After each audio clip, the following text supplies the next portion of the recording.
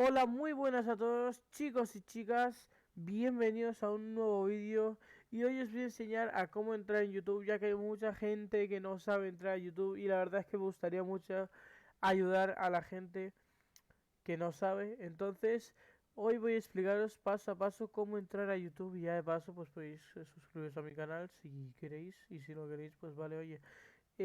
Vale, nuestro primer paso para entrar a YouTube va a ser abrir un navegador. ¿Qué es un navegador?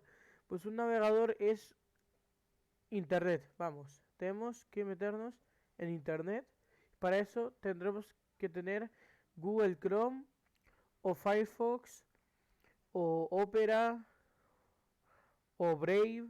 En fin, cualquier navegador que tengáis lo iniciáis. Yo, por ejemplo, en mi caso tengo Opera GX, ¿vale?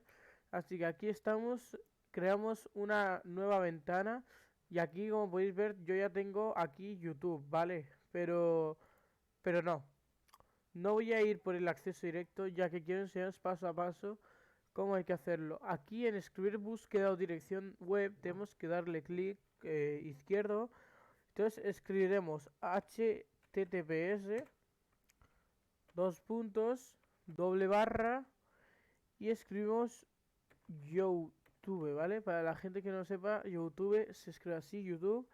Entonces escribimos .com sin espacio ni nada y le damos al Enter, que es la tecla que parece una flecha, ¿vale? Y aquí, como podéis ver, ya estamos en YouTube. Exactamente, aquí está mi canal por si queréis seguirme o cualquier cosa.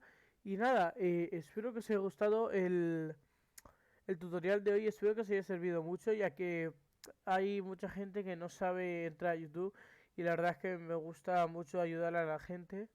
La verdad, siempre que veo a alguien en la calle que no tiene hogar, pues siempre le doy una tarjeta para que consiga un trabajo. En este caso, pues la gente que no sabía entrar a YouTube le quería ayudar, entonces como es gratis, pues nada, no quiero molestaros más, no quiero tomar más tiempo vuestro, así que espero que os haya gustado, espero que os haya servido muchísimo y nos vemos en la próxima.